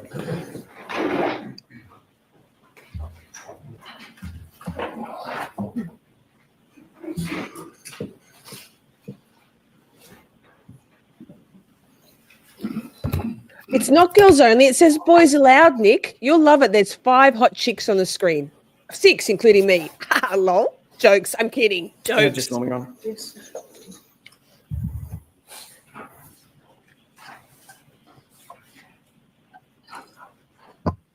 Mary says, poor Karen had every aspect of her life ripped apart and every body fluid talked about and every body part. Yeah, it's like not cool. Karen says she doesn't. She said in something, I think maybe it was in The Body in the Snow. Great. If you haven't watched it, you should. She says in terms of what Michael Proctor said, Mr. Michael Proctor said on the stand about her, she's like, I didn't feel bad about that at all. Maybe she's putting on a brave face, but she says he's the one that said that shit. But yeah, not cool. Good afternoon, Firefighter Becker. How much courage you reckon they need? When you first arrived at the scene, there was at least two Canton police officers there still. That's Correct. weird. Do you remember their names? Officer Saraf and Officer Mulvaney. Okay. Their cruiser was there. You said that an engine was still there? Correct. And was there another ambulance there, or the other ambulance had already left the scene? They cleared. They had already transported to the hospital. Remind me, you were in ambulance two? I was ambulance 2. Got it. You parked behind the SUV where you ultimately made contact with Miss Reed, correct? I think it was more in front of the SUV because the way the SUV was parked. Got it. Got out of the ambulance, ultimately made contact with Miss Reed through the passenger door. Correct. Had a short conversation with her there. I did. You said it was maybe 5 to 8 minutes? More like 5 minutes because of the weather conditions. Okay, nothing of great consequence. I'm guessing just an initial, I think you called it sort of a triage assessment? Well, it's more of just introducing myself and asking her how she was doing. Got it. And then there was one other person in the cab of the vehicle as well. There was. Female, male? Female. So there are 2 females, one Miss Reed, one another female. Did you see any other civilian females out there? I didn't see. Akasha, thank you. I'm a bit behind in chat. Standard. She was calling him her husband because otherwise she wouldn't have been considered next of kin and they would not have let her into his hospital room. Okay. Yes. Good. Thank you. Okay. So at least where you were, the contact that you had with Miss Reed and this other female. I think that's a good assumption. 2 of them, not a third one. From what I saw, correct. Did you get the other female's name? I not at the time. I did not. Okay. By the way, have you since gotten her name? Based on a conversation, Firefighter Whitley and Miss Reed had back in the ambulance. Got it. Okay. And who is that other person? Miss Carrie Roberts. Okay. When you first observed Miss Reed, did you note whether or not there was anything unusual about her physical appearance? Meaning anything good one, colors. She did. Yes. Describe that for the jurors, please. She had some blood around her mouth, her neck area. At that point, were you concerned about, obviously you're concerned mainly about her safety and getting her safely to the hospital, correct? That's correct. Were you worried that might be her blood? She had... Nick, it's compulsory Nicholas Ticholas attendance in the next stream. So you can be an honorary girl if you like. It's going to be fun. We're just going to hang and bang. Like, not literally. Said that she had given CPR to her husband. Okay. You jumped a question ahead. I was going to say, did she tell you that it was in fact not her blood? She did. So that kind of, in a way, ruled it out. Okay. No injury for me. And you didn't notice anything about her that looked like she was physically injured or physically in harm? I did not. Okay. She indicated that she had given CPR, mouth-to-mouth, attempts at mouth-to-mouth resuscitation to Mr. O'Keefe, correct? She did. And that would account for the blood on her face and in her hair and on her neck? That's what she told me. Okay. And based on your observations of her, you didn't have any reason to quarrel with that? Correct. Okay. You indicated that her tone was somewhat rapid and repetitive. Is that right? It fluctuated. So at times it was, yes. Did it appear to you at that time that she had gone through a pretty significant trauma? Bingo, Shelley. As best you were trained at the time. Objection. A little bit more of a foundation. I'll give it to you. Sure. Have you ever, in your course of training, seen individuals who have gone through some sort of a traumatic event? Frequently. Frequently. Everyone's different, though. Understood. Obviously, everybody's got their own personalities and the way of dealing with those things, right? Sure. Have you been able to, through your training, assess whether, at least in your belief, your observations, if someone has gone through a relatively traumatic event, as opposed to just someone whistling down the sidewalk? Yes. Okay. Did it appear at that time when you're interacting with Miss Reed that she was showing the signs consistent of having gone through a trauma? At the time, yes. Okay. So hence the rapid speech, the repetitive speech, things of that nature. Correct. For her, for the defendant, some people don't have rapid, Understood. speech. I'm just talking about your observations of her at that time. He is shit scared. He's about to cry. He's about to cry. Look at him. Yes, sir. Her demeanor was consistent. Oh, I'm sad for him now. I didn't watch this closely enough when I saw it the first time. He's about to cry. With having gone through a significant trauma. For the situation, sure. Yes. Okay. He's terrified. You said that she went from calmness to agitation. The agitation you accounted for being, I He's don't about necessarily to want to go to cry. the hospital. I don't want to be sectioned, correct? She felt like she didn't need to. It wasn't. She wasn't going to act on her comments about wanting to harm herself. You called it, I think, in a report, it's SI, suicidal ideation. Correct. That's obviously of great concern. Look at his mouth. Look at his mouth. Yes, Colors says, Shorty, watch his hands. Look at his mouth as well. He's literally, I can feel this stuff. He definitely is sweating bullets, but he's about to cry. No, I think he's about to cry. To you and your partners when you're assessing a patient, correct? That's right. You don't want to leave someone on their own if they're going to self-harm, correct? That's correct. You pretty quickly assessed, I'm guessing, firefighter Becker, Yeah, that she he's was not wringing in his fact, hands. in the position to self-harm. That I think you said that the statements that she originally made, if John dies, I don't want to live, were not necessarily at the level of actual suicidal ideation. Is that right? Yeah, I mean, at the time I believed her because of the information we got and what she went through. I'm sorry, I didn't quite understand your answer. Sorry, can you repeat your question? Of course. It's probably my fault. At the time that you assessed her, even though she had made some comments about if John doesn't live, I don't want to live either, you did not elevate that to the level of her being suicidal at that moment. So I couldn't rule it out, but okay. We Hi, Lynn. I didn't think it was a huge threat at the time. Understood. But That's what I was trying to get at. couldn't rule it out, so that's why we had to take her to the hospital. Understood. I mean, you had a Section 12. You had to take her irrespective of what you ruled in or out, right? Right. Okay. Firefighter Whitley was with you in the back of the ambulance the entire time you were with Miss Reed, correct? His nose is starting to run because he's so close to crying. His tear ducts are starting to go. Not the entire time. He was before we decided transporting. He was kind of in and out trying to find more of, talking to the police officers, find more of a story of, what happened, why we're taking the defendant on a Section 12. Once you and Miss Reed were in the back of the ambulance, Firefighter Whitley then joined you in the back of the ambulance? He did. How much time lapsed? It was a couple minutes at the most. Okay, so it wasn't a lengthy amount of time. It wasn't lengthy. And he was with you during the transport, along with Miss Reed, for the whole transport back to Good Sam. Yes. And you said, I don't think he's about to barf because his face is getting more flushed. If he was going to vomit, you go deathly white. His face is getting more flushed. On direct examination, I think your phrase was, all in all, she was cooperative with us. For the majority of the transport, yes. Okay. I love that, Lynn. I love Never that. became combative, never got physical, nothing like that. No. Okay. She did refer to Mr. O'Keefe as her husband or her spouse. That's correct. You're aware of HIPAA rules, So obviously, uncomfortable. you're in the medical field, correct?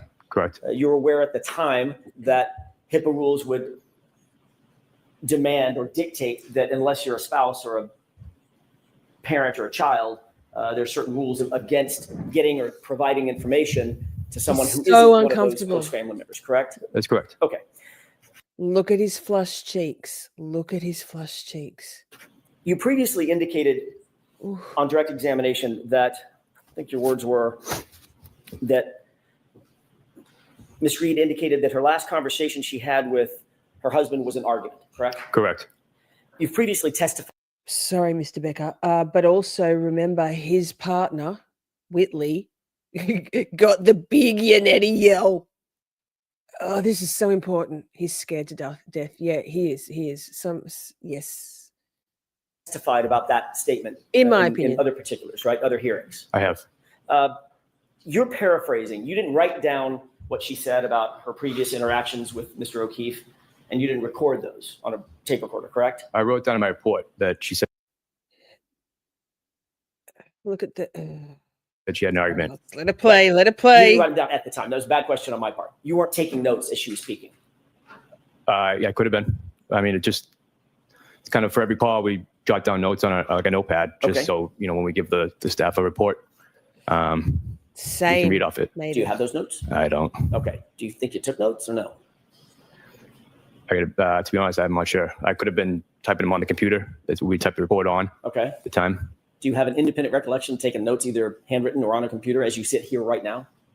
I couldn't tell you if I did one or the other. Sometimes I write on the computer, sometimes I don't. Or you might not have written anything. Liz, down, right? hi. Correct. Yes. So strongly in agree. any event, you weren't taking down, even if you were taking notes, you weren't taking down verbatim quotes of what she was saying. You were paraphrasing. I don't think this is media scrutiny, Nick. Honestly, I don't.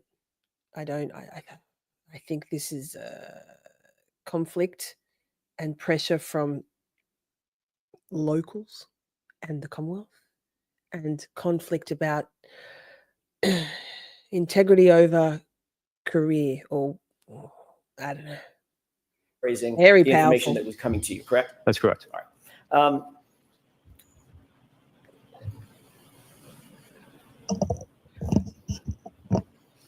You had previously said or testified that the last time, let me rephrase that just a little bit. You previously indicated in recounting what it was that Miss Reed actually said to you was something along the lines of she was upset because her last words to him were because of her last words to him being in anger. Okay. I'm going to allow the question.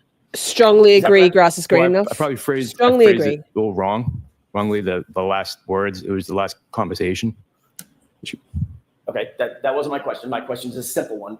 In a previous hearing, did you use the phrase "her last words to him"? Yes, I did.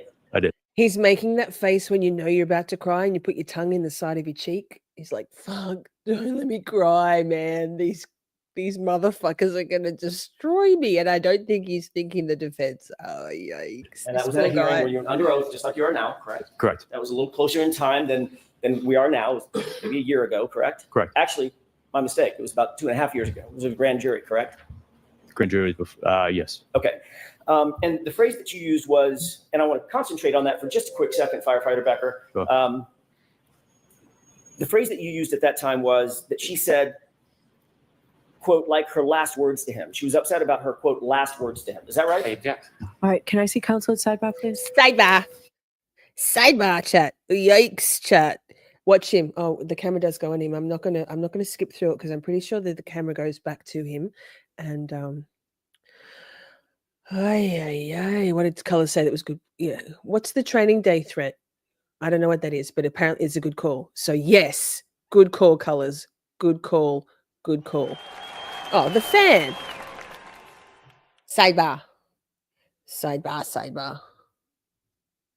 Oh, yuck. Paul's got a very red face. Why is he so red? Oh, Paul.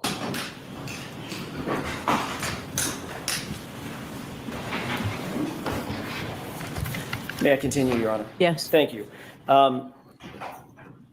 When you were recounting the conversation that Ms. Reed indicated that she was upset about, you also indicated, in addition to using the phrase her last words to him, you also said that it was earlier in the night, correct? They had an argument earlier in the night. I don't recall.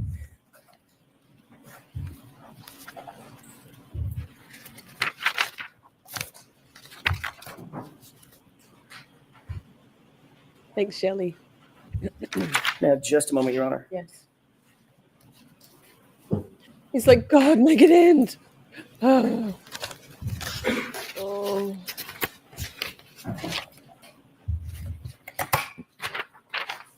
Gulp. Yes. Gulp.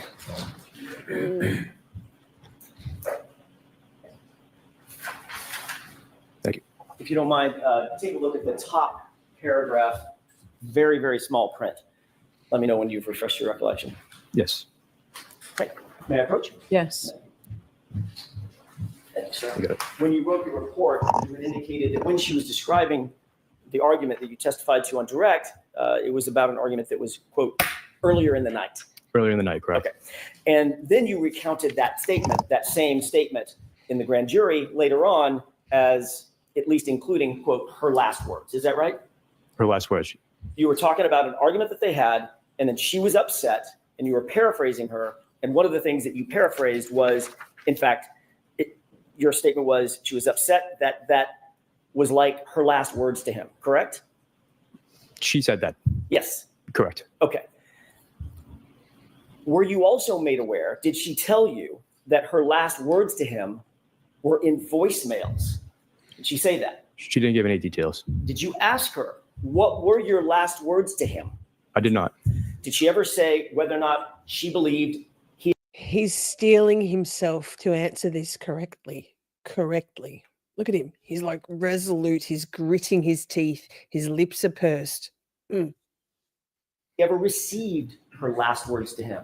There's no other details. There was no other details other than. Oh, he just clapped his hands when they had anyone. When she was having this conversation with you about her last words to him, she did actually. He's so uncomfortable.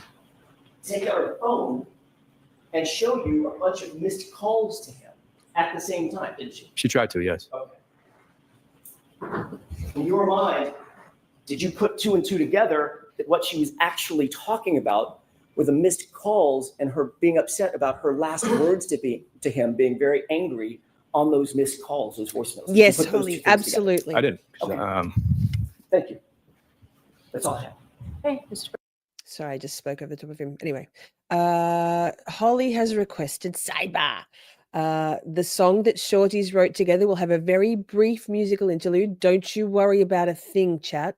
It's a Karen Reid song written as a collaboration by the Shorties, Camp Shorty, the other night. It was so much fun. We had the best time. Let me just do a little bit of scrolling. So you can go if you need to and come back in 3 minutes. God, just stick around. It's a fucking great song. Now some music. The Supreme Leader decrees it. Ah!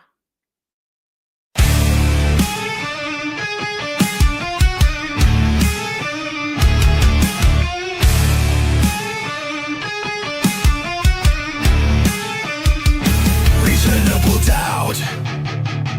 Scream into silence. War in the courtroom. Verdict or violence. Your gavel tales and blasphemy. Mr. Jackson, ask it differently. Auntie Bev, we know your game. Hanky Brennan has no shame. The lies you thought were told in stealth. Corruption through the Commonwealth. Sidebar, sidebar, pull up, bitch. Sidebar, sidebar, which is which? Dream team got this, fuck this shit. Cause Karen Reid ain't got no quit.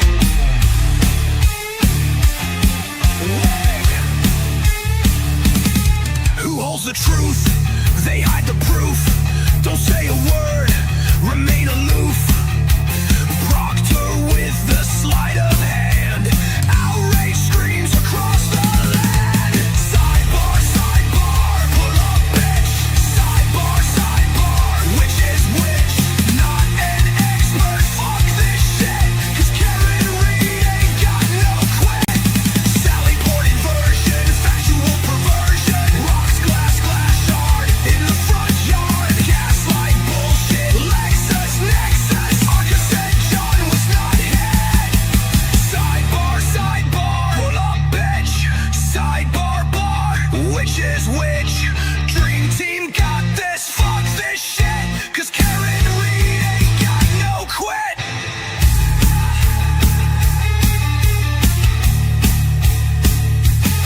Common sense, it ain't so common. Jury gonna use it, ain't no stopping.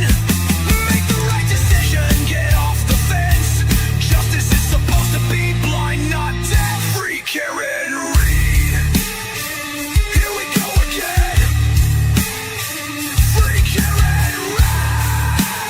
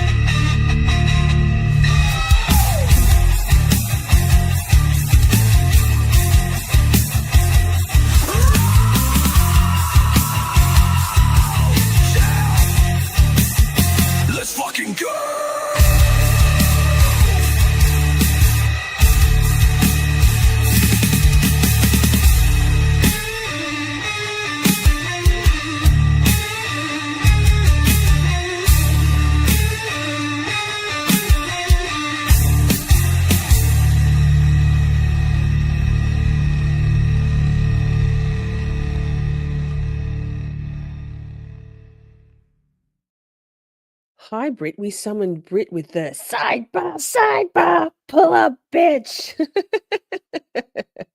Ay, chat. It's still a reach for me to love it. But I love that you all love it. So that's all that matters. That's all that matters. That's all that matters. So we are not going to have time, and that's fine. We'll have another night where we can do it to watch the second part. Oh, I thought we wouldn't have anything to talk about tonight, but look at us. We've gone for an hour and 40. We're not done yet. We're not done yet. 2022. Yes. Oh God. And you referred to the fact Smarter that Harry pulled up, argument earlier in the bitch. night. Argument earlier in the night. And she was telling you this when you were speaking to her that morning. Correct. Bravo, Shorties. You rocked it. Around 6 a.m. Yes. And earlier in the night, you know, she was referring to 12:30 I did not know. or 12:15 No, or midnight. I didn't know the time. So his answer is he doesn't know. Okay, Bev. Steph, by the way, did you catch the line in it? Because Steph wasn't here the night that we wrote that song, and chat was insistent that I think it was motion to screen what the fuck granted actually was that we had to include common sense ain't so common. So we worked it in for you because we know that was your thing. You were losing your mind about the night before with regards to the Commonwealth. So that. You testified in the grand jury, and Attorney Jackson just asked you some questions about part of the statement you made to the grand jury when he said, like her last words. Would you like to put that in context of the whole statement you made? Do you remember her last words? Do you remember the entire statement that you made in the grand jury about He's the like, statement that was made to you? I'd have to. May I approach? Yes. I'd have to cry first. This is page 81, lines 1 through 4. Please read it to yourself. Right here, sir. 1 through 4, please. Brennan's tapping his fingers like, come on, man. Let's get this over with. Let's get these lies done and dusted in the bag. Yes. Sorry, I was yelling there. I got a bit enthusiastic. Yikes. Sorry, chat. Now, when you made that statement you were asked about in the grand jury, you didn't just say, like her last words, did you? No. You explained your memory to the grand jury? Objection. Ask him what he told the grand jury. Okay. The grand jury, do you know it was on April 21st, 2022? Yes. Okay. And did you tell the grand jury? So she I'm going to see counsel at sidebar for a second. Please. Sidebar. Pull up, bitch. That makes sense that we're going to another sidebar, doesn't it, chat? This must be the spot where he pulls at his collar. Oh, the fan. Oh, no fan. Just the wall over there. Okay. That's where the TV used to be, isn't it? Alessi. Can't wait till Alessi cross-examines. I'm so excited. Oh, I love him so much. Only fan. So I'm showing you that statement that you made. That includes last words. Only vent. What's the statement? Isn't there? Oh, sorry, sir. She was upset. I'd like you to read Oh, your sorry. entire Sure. statement, 1 through 5. And read it out loud.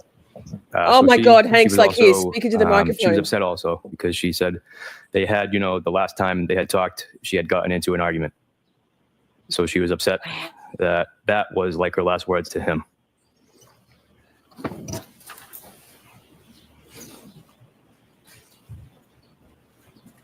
He's gonna So cry. when you were speaking about her Oh, he hates this. last words to him, were you I'm so referring to the sorry. argument?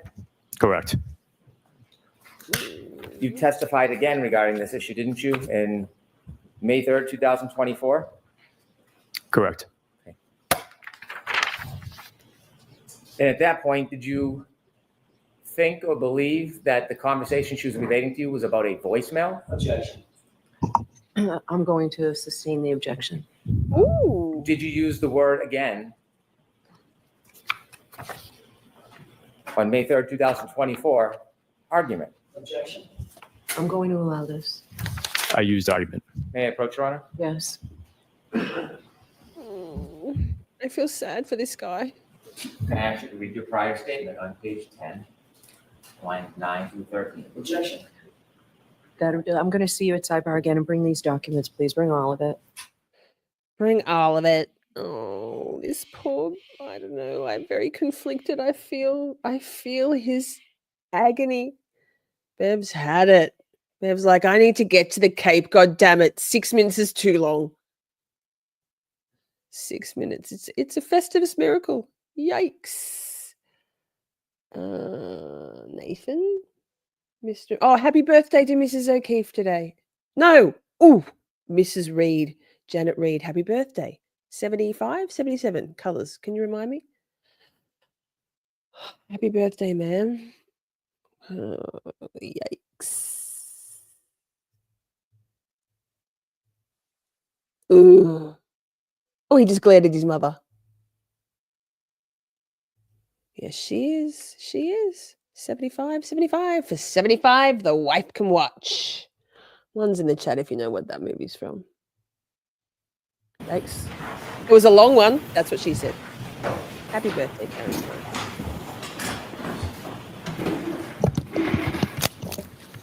Bev's like, let's get this over with. Matt? Yes. No. Thank you. Me either. Sir, when you Pause. Someone said something on Twitter about Peggy O'Keefe. I can't remember what the thing was, but I just commented, Peggy's an asshole. A grieving mother, yes. An asshole, absolutely. It's got a lot of likes. Yes, when you colors. wrote the Ding, report ding, of your ding, notes colors. Yes. to put in your report, do you remember the word argument? I did. Do you remember her actually saying the word argument? I did. Do you remember her ever saying any word about voice messages? I did not. You said that there was somebody in the front seat of the car with the defendant. There was. And you later learned from the defendant it was a person by the name of Kerry Roberts. Correct. Can you share with us Kerry the Roberts. context? How did you learn that? The defendant and my partner, firefighter Whitley, had a conversation. My mate, Whitley. Objection. I'm going to allow. I'm closing the poll, by the way. So the defendant brought up how if her husband had died at the time, she didn't know how she was going to take care of his kids. Objection.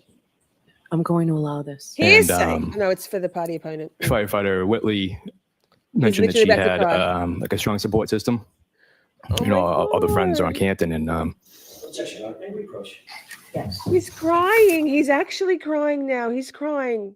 He's crying. Thank you all for being here so much. Thank you so much for being here. We appreciate you. I appreciate you very much, chat. I appreciate your feral, your knowledge, feral, I said, your knowledge, your fun, your compassion, your critical thinking, your observations. Chat is bae. Rach, hi, good to see you. Bev should not allow this. Kerry did go down in flames. Yikes, Kerry, perjury Roberts. Mr. Underbite over there on the tiny table. I miss Craig, tiny table guy. A lot, like a lot.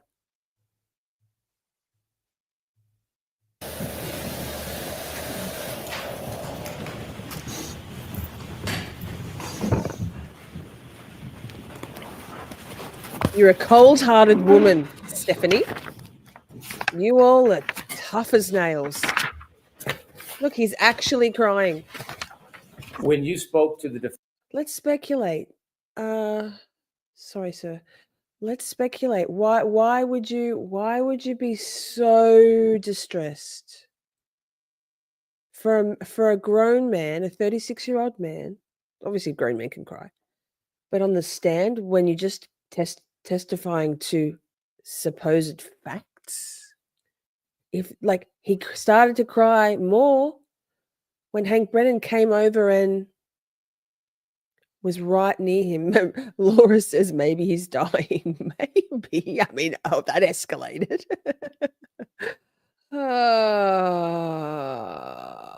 I just think, yikes. Trying to do his best for who? Whom? This is just delivering statements of fact in theory. Why is he crying, man? AJ didn't yell at him. He started to really struggle when Brennan came over. The defendant, and she shared with you that her last words with holding in his her husband were an argument. Why didn't you ask for more detail about that? I didn't feel it was at the time we went about the call as we went about the call as that we didn't, think we would be witnesses in a murder trial. We were there to support Karen and ultimately get to the hospital safely. And you were asked about trauma, and you said that you observed that the person may be in trauma, Ms. Reed. A traumatic event, Traumatic event. Right. Do you have any idea what Hi, caused Redmond. that traumatic event? I did not. Thank you. I have no further questions. Anything? Very quickly, you indicated that you were asked on redirect examination by Mr. Brennan whether earlier in the night could have been 12 or 12:15 a.m., correct? That's what he asked, yes. Earlier in the night could have been 6 o'clock p.m. Early in the night, yeah, correct. Could have been 5 o'clock p.m. Could have been. Could have been 7 o'clock p.m. Sure. Okay. Sure. You were also asked whether or not Ms. Reed actually specifically mentioned voicemails when she talked about those last words. And you said she didn't. That I remember, correct. But she did show you her phone. She tried to. And she did show you a bunch of missed calls to John O'Keefe, correct? I wasn't going to look through her phone. I don't know who she called. Thank you. That's all. When she said about the argument, she said those were the last words, the argument, right? That's correct. Objection. Stricken. Strike. Jurors, disregard that last statement. All right, you are all set. All right. Thank you. Bev's like, God, I need a drink. All right, chat, we are all set. That's perfect timing. Who would have thought? Who would have thought I could bring it home for a 2-hour stream in just under 2 hours? Like, I didn't expect it. I thought we would need to fill our space or we'd go overtime. But here we are, finishing on time. Applause for myself. Yes, yes, yes. Toot your own horn. No one else will. Hi, Red Medal. Good to see you. Love your Bev pause. Oh, she's gone now. Wait.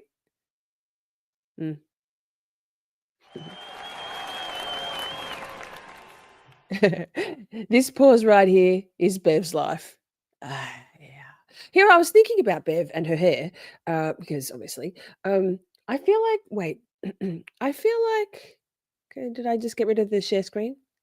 Nope. I feel like Bev could do with a new hairstyle. What about some layers? Like lighten up that heavy bob? Like, she's still going to be an awful person and a terrible judge. But thank you. Thank you so much. Mary, don't forget to choose your t-shirt off the Camp Shorty merch store and let me know your size, color, and design and your postal address, and I'll get that sent out to you. Quick sticks. So exciting. Holly Street says, thanks, chat and Shorty. Much love to you all. Safe travels tomorrow to Nashville, Holes. Shorty's thinking about Bev's hair. Texture and highlights and a little bit less heavy weight down here, but maybe it suits her, the heavy weight of her bias. I don't think it is a wig, Red Medal, because she had regrowth last week and now she's had some highlights, straw highlights. Delightful. 90s layers. Perhaps she has thick hair. She never pulls it up. Perhaps that's why she's always so hot. And the fishnets. Probably a bit of both, right? Camp Shitty. The monkeys love that shit. I mean, you might as well rebrand to Camp Shirty for the merch, right? The monkeys would suggest, yes, excellent, Mary. Oh, you're on it. You're on it, girl. I love that. I love that. Thanks, Princey, for reminding. All proceeds from the free Karen Reed merch. We have Grave Concerns and Rehome the McAlberts merch.